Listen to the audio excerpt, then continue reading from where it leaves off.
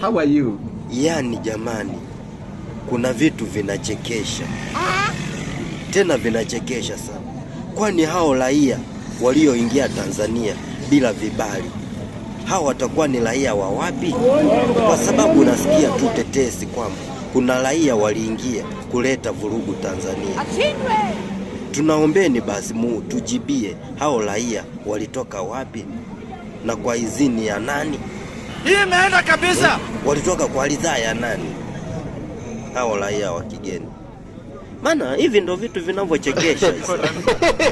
Unajua anacheka kwa nini? Mwenyezi Mungu, hii ni maajabu. Utujibie kwa hili. Kwa haya yote yanayoendelea hapa nchini Tanzania, tunaomba kutujibie. Tunakutegemea wewe. Wewe ndio kila kitu. Na wewe ndio mkuu wa taifa letu. Ila akilizi. Sasa maombi yangu ni hii peke yake.